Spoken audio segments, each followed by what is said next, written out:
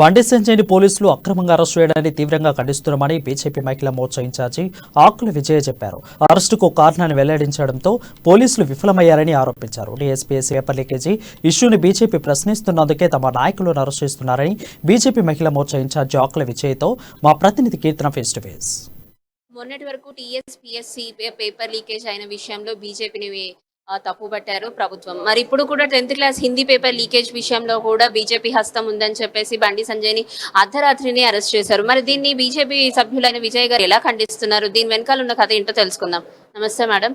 యాక్చువల్గా నిన్న అర్ధరాత్రి సార్ని అరెస్ట్ చేయడం కానివ్వండి, ఇప్పుడు వరంగల్కి మరి తరలించడము, ఇవన్నీ చూస్తూ ఉంటే ప్రభుత్వం అంటే కావాల్సుకొని బీజేపీ పైన ఒక చెడు ప్రభావం చూపించాలని, రానున్న ఎన్నికల్లో వీటిపైన ఇంకా చెడు ప్రభావమే ఉండాలని ఇదంతా చేస్తున్నారని ఆరోపణలు ఉన్నాయి. దీన్ని మీరు ఏమంటారు? బీజేపీ పైన చెడు ప్రభావం చూపించేంత సీన్ కేసీఆర్కి లేదు, బీఆర్ఎస్ నాయకులకు లేదు. ఇక్కడ ప్రశ్నించేటువంటి గొంతులని ప్రశ్నించకుండా చెయ్యాలి అనేది వాళ్ళ ఉద్దేశం. ఇవాళ భారతీయ జనతా పార్టీ కార్యకర్తగా, ఇవాళ భారతీయ జనతా పార్టీ తెలంగాణ రాష్ట్ర అధ్యక్షుడిగా ప్రతి విషయంలో కూడా ప్రశ్నిస్తా పోతున్నాడు బండి సంజయ్ గారు. ఎందుకు రేపు మళ్ళీ ఈ 10th క్లాస్ పేపర్ లీకేజ్ కావచ్చు, లేదా నిన్న మొన్న వస్తున్నటువంటి కవిత 100 కోట్ల లిక్కర్ స్కామ్ కావచ్చు, ఇట్లా ఇవన్నీ కూడా పక్కదోవ పట్టేయడానికి ఒక ప్లాన్ ప్రకారం, ఒక ప్లాన్గా రేపు జరగబోయే 8వ తారీఖు నరేంద్ర మోడీ గారు వస్తున్నారు. అది ఆ ప్రోగ్రామ్ని ఫెయిల్ చేయడం కోసం అనే ఆలోచన కేసీఆర్ పెట్టుకుంది. కానీ ఇక్కడ ప్రజల కోసం ఓపెనింగ్ చేస్తున్నటువంటి ట్రైన్ అది. ప్రజల కోసం, ఇది భారతీయ జనతా పార్టీ మీటింగ్ కాదు, ఇది ప్రజల కోసం, పేద బడుగు బలైన వర్గాల కోసం. ఒక కారులో పోయేంత ఎంత స్పీడో అంతకంటే స్పీడ్లో ట్రైన్లో పంపించే పరిస్థితి. 5,000 ఖర్చు పెట్టుకుంటే కానీ విజయవాడకు పోం కార్ అయితే.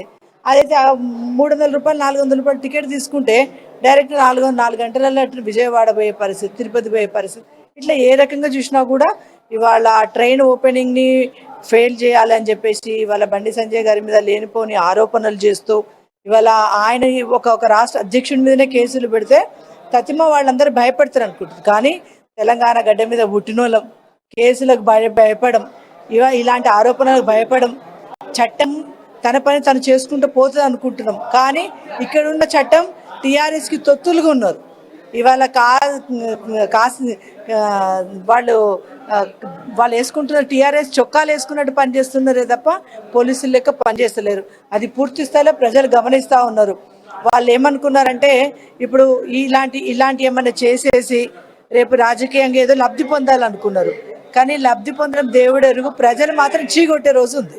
సో విన్నాం కదండి, బండి సంజయ్ గారు ఎవరైతే అంటే స్టూడెంట్స్ కోసం గొంతు విప్పే గలం లాంటి వ్యక్తి అయినా, ఆయనను అరెస్ట్ చేస్తే ఎంతో మంది కార్యకర్తలు కానివ్వండి, ఆయనకి ఫేవరెట్స్ గా ఉండే అంటే చాలా మంది కూడా తనకి సానుకూలంగానే ప్రవర్తిస్తున్నారు. ఆయనను విడిపించేంత వరకు కూడా ఈ ఉద్యమం అనేది కొనసాగుతూనే ఉంటుంది. ఆయన ఒక్కరిని అరెస్ట్ చేస్తే 1000 గొంతులు లేస్తాయి అని చెప్పి కూడా ఇక్కడ ఉన్నవారు చెప్తున్నారు.